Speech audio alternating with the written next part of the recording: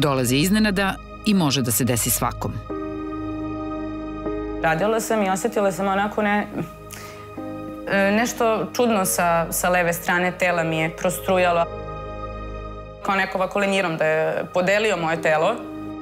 Doktorka kad je izgovorila, Andreja, imate multiplu sklerozu, meni se sve u tom trenutku srušilo. Meni je u tom trenutku samo slika bila, znači ti ćeš sada morati, Andreja, da budeš zavisna uvek od nekoga. Ti ćeš biti u invalidskim kolicima, ti ćeš nositi pelene, bit ćeš na teretu svojim roditeljima, bit ćeš na teretu svojim prijateljima. Multipla skleroza je autoimuna bolest koja napada centralni nervni sistem. Javlja se uglavnom kod mladih, najčešće žena. Do pre 20 godina bila je neizlečiva. Danas lek postoji, a neurolozi Srbije su u rangu svetskih. Ali od 10 obolelih, u Srbiji se ne leči njih 9, jer im u našoj zemlji ti lekovi nisu dostupni. Mnogo je strašna činjenica da kad vi saznate da ste bolesni i da postoji neki lek tamo negde i vi prosto ne možete da ga dobijete. Kad lek postoji, a nije dostupan, to znači i da si izgubio pravo na zdravlje. Ono koje je svim najvišim zakonskim aktima zagarantovano i mnogobrojnim međunarodnim konvencijama potvrđeno i u Srbiji. Procena je da ovu tešku i neizlečivu bolest u Srbiji ima oko 9.000 građana. Država je lekove obezbedila za samo 12% obolelih. Njima lek omogućava da žive normalno. Bez leka, ostali svakodnevno strahuju da će postati teški invalidi. Sa tim strahom odnedavno živi i Andreja Đokić. Recimo imam noću nesanice od te količine stresa od kojih ja sada razmišljam šta će biti sutra sa mnom. Andreja i još 8.000 obolelih i njihove porodice vode bitku za zdravlje, a mi za njihova prava. I zato je ovo mala, velika priča.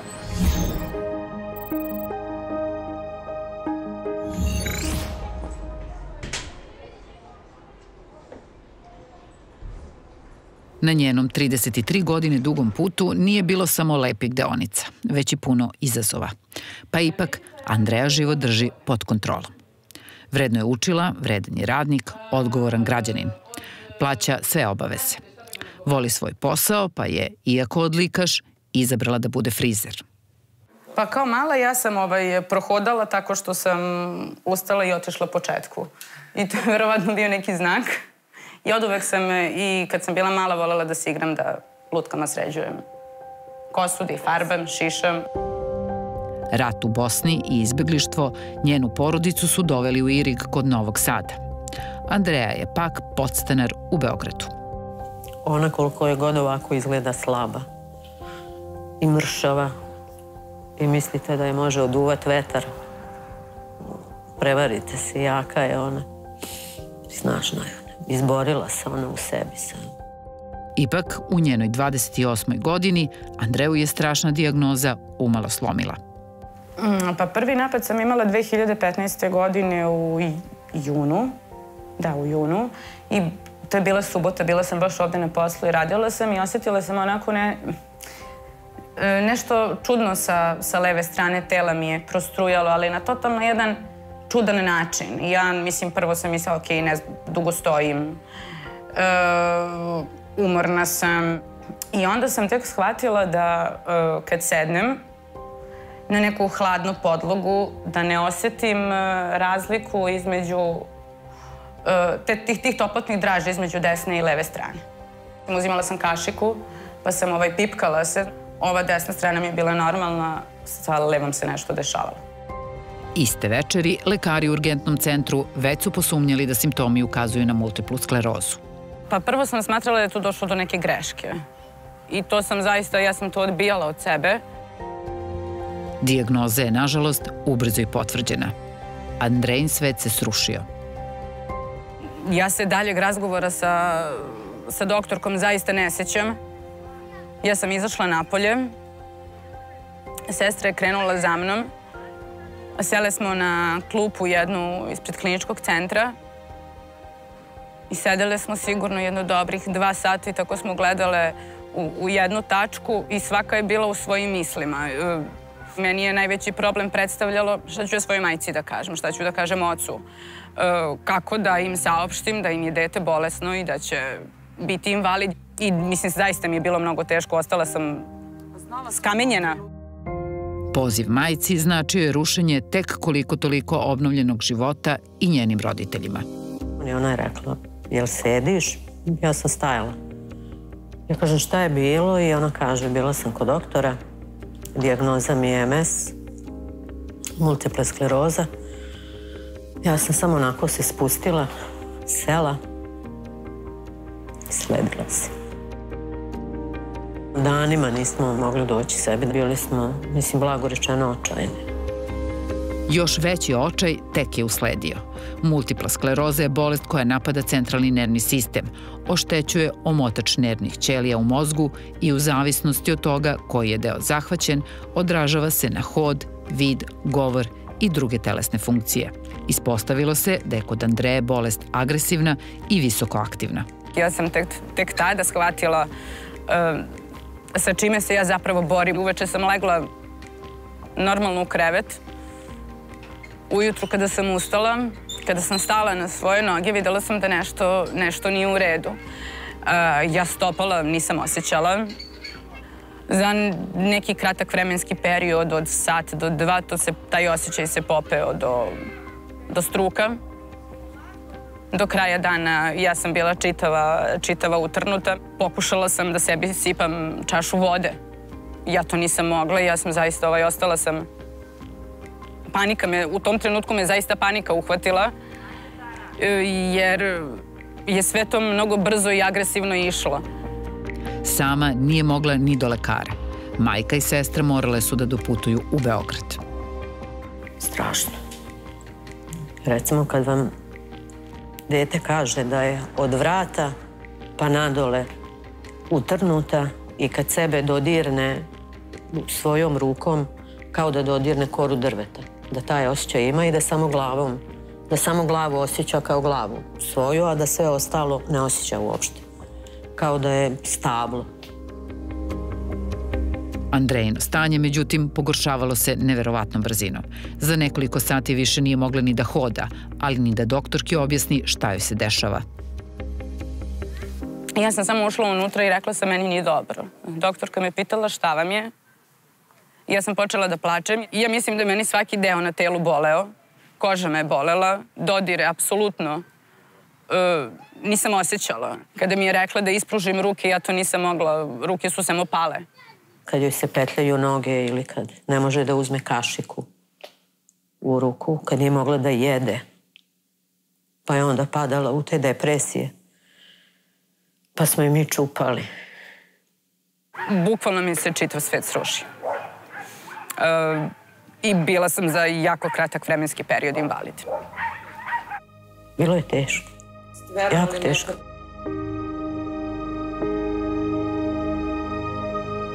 U početku Andreja je dobijala terapiju kortikosteroidima, koji praktično samo gase požar.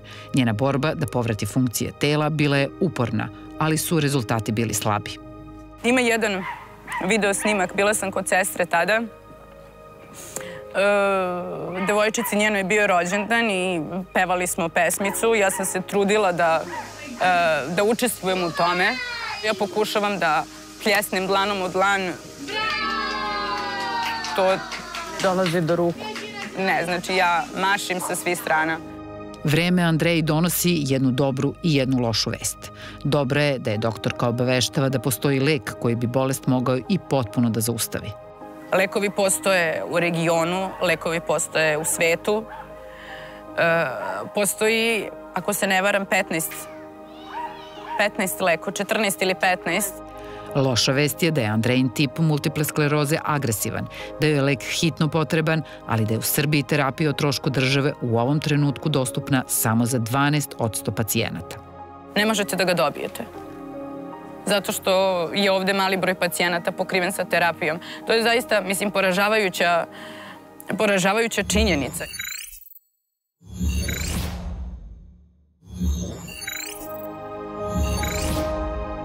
Andreja Đokić jedna je od oko 9.000 obolelih od multiple skleroze u Srbiji. Kao i većina ovih pacijenata, i ona je mlada i žena. Pacijente u Srbiji od onih u svetu, pa i regionu, razlikuje činjenica da su lekovi koji protiv ove bolesti postoje tamo dostupni, a ovde nisu. Tačnije, skupe lekove o trošku države dobija samo 1000 pacijenata.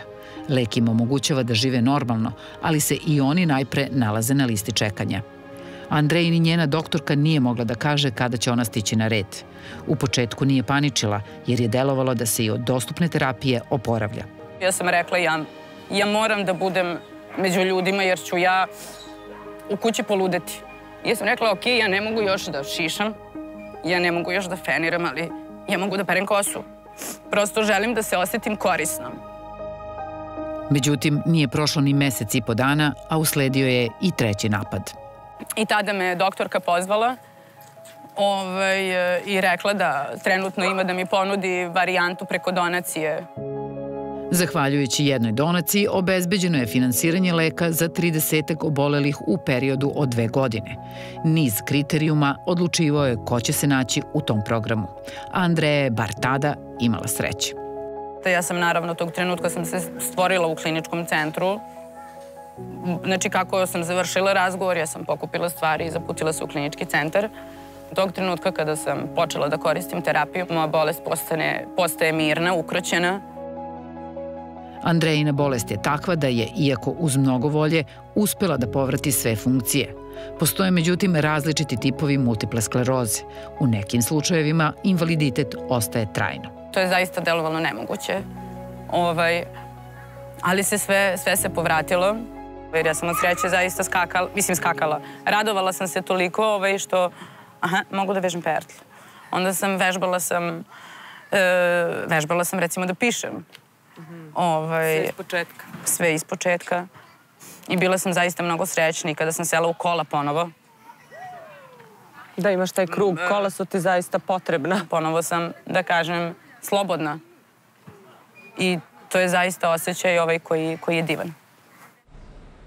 Kod svih koji dobiju lek, sreća se pak meša sa osjećajem krivice, što lek nemaju i drugi.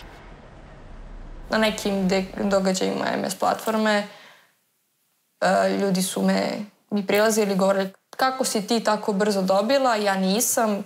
Ja sam čekajući svoju terapiju završio invalidskim kolicima.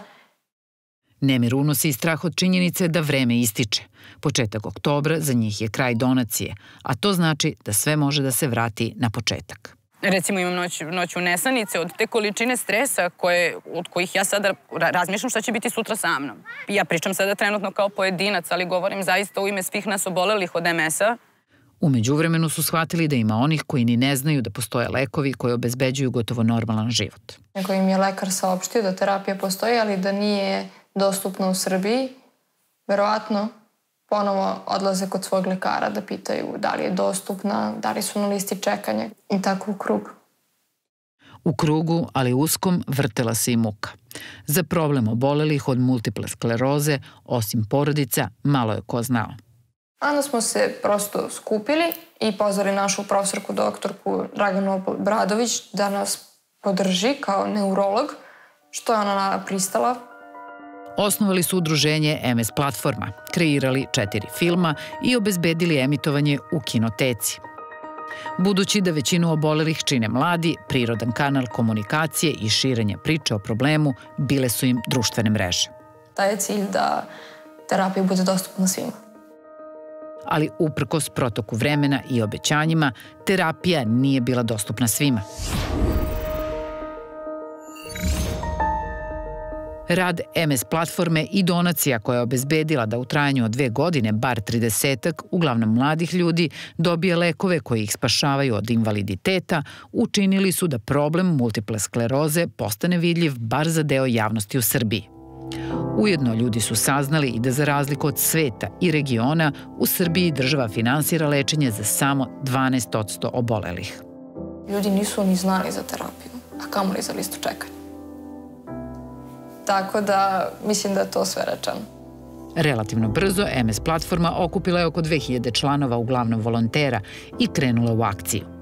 Počeli smo da se javljamo Ministarstvu omladine i sporta, Ministarstvu zdravlja, RFZO, Poverenici i Zaštitniku građana.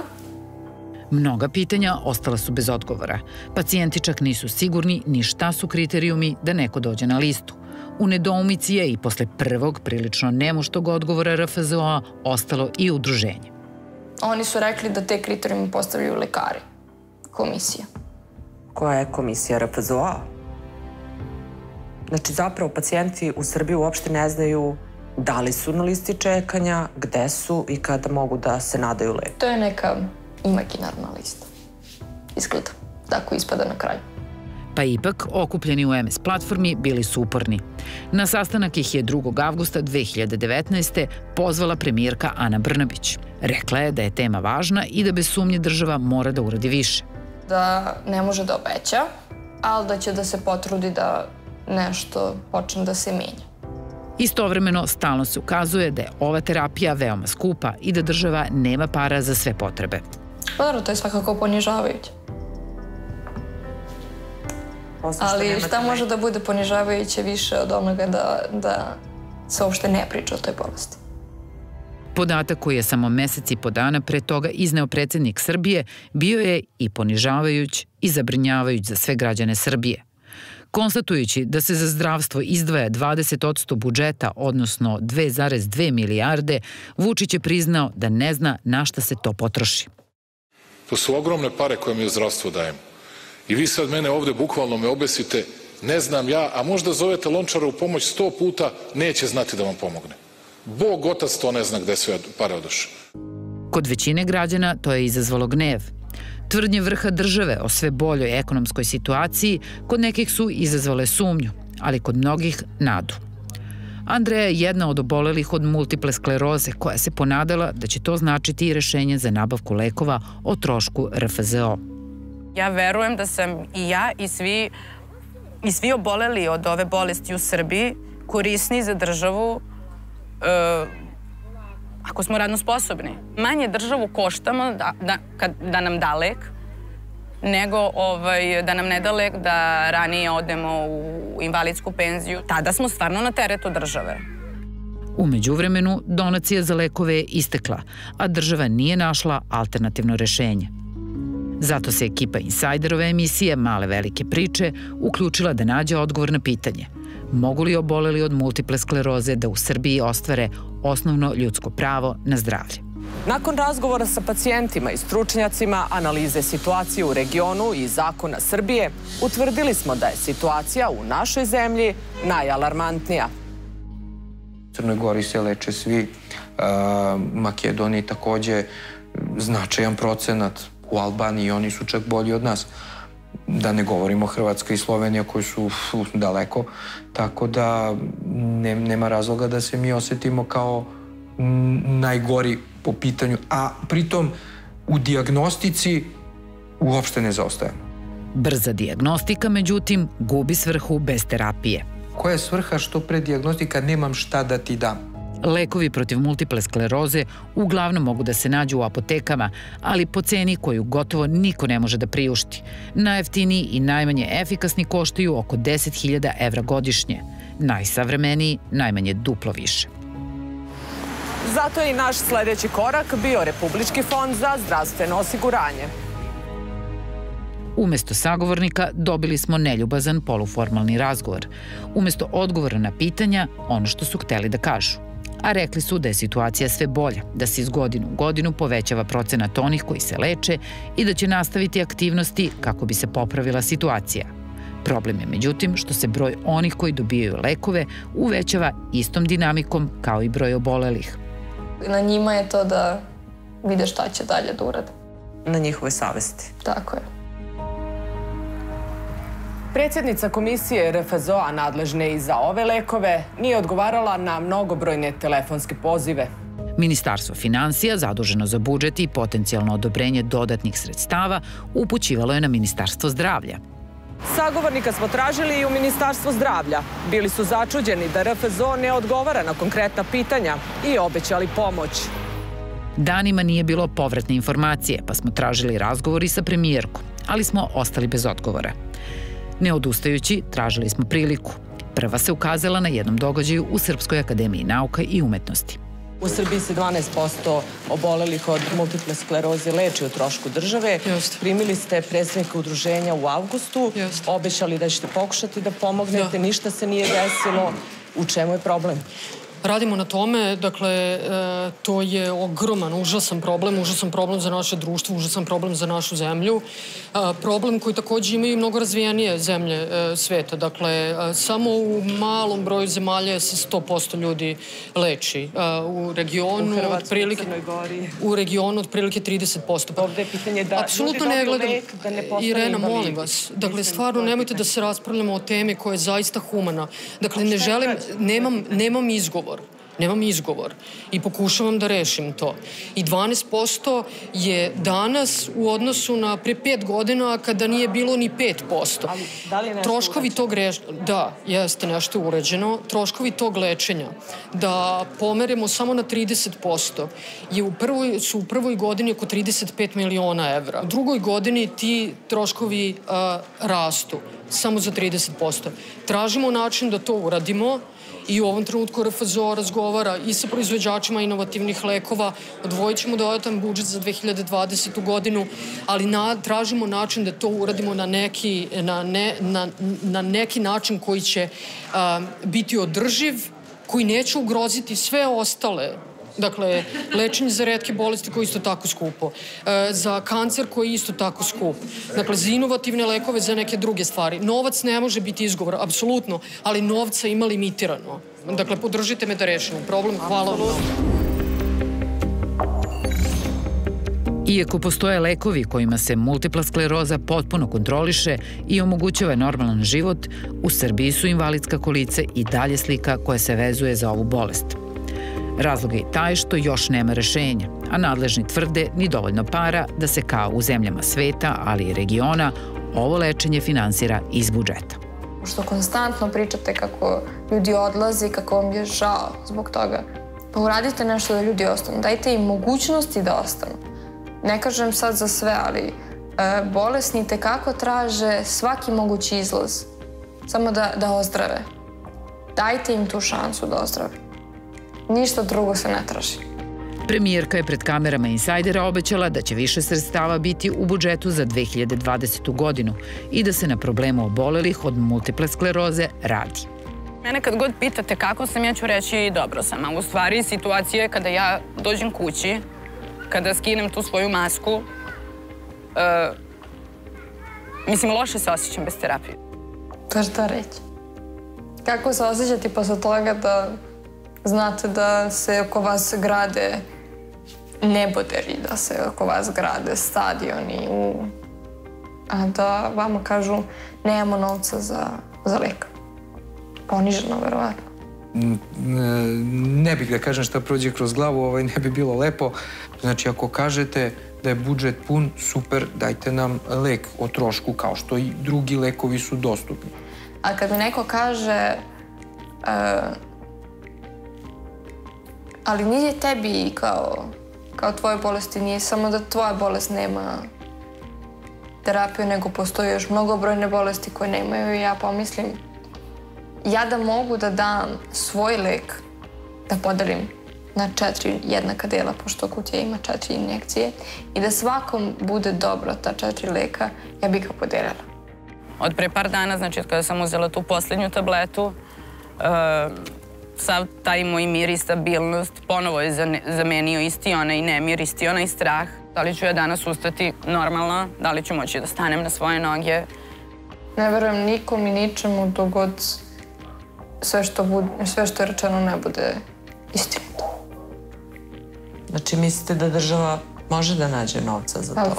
Ako može da se nađe za sve, pa valjda može da se nađe i za bolesnog čoveka nešto. Uvereni da može, obećavamo samo jedno. Za nas ova priča nije gotova, jer je svaka ovakva mala zapravo velika priča.